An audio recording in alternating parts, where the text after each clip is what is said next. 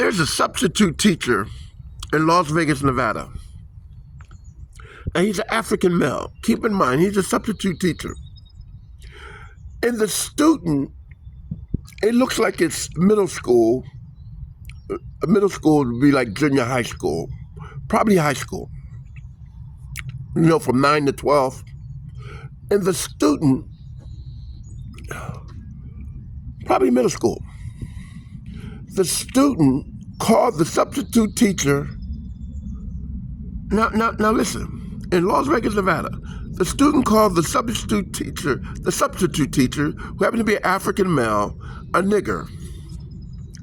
So the African male, the substitute teacher, didn't take it lightly. Calling a person that name is a physical assault to the history of the person. So the substitute teacher knocked the shit out of the student because it's a physical assault, calling that person that word and pertaining to the history of what happened to the African people. So the substitute teacher beat the shit out of that kid. Now, here's the issue. The substitute teacher should not be held liable for self-defense from a student who's probably not a citizen, since it's in Las Vegas, Nevada.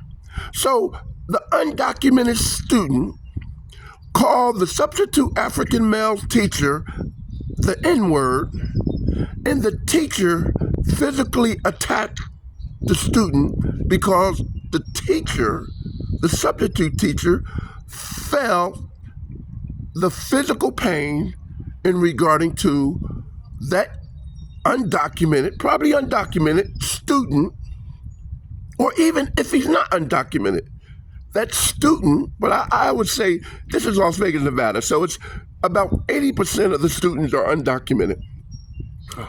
So the student had got his ass beat.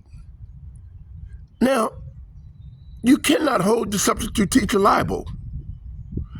What should be done, the parents of that student, if they're not citizens, they should be deported along with that student. Because this is 2026. Why in the world would a student call a substitute teacher that word? In the crisis of migration that's occurring in America today, that substitute teacher got a hell of a lawsuit, not only federal, but state as well. And as far as that student, listen, if he's not a citizen, he got to be deported. His parents have to be deported. Plain and simple.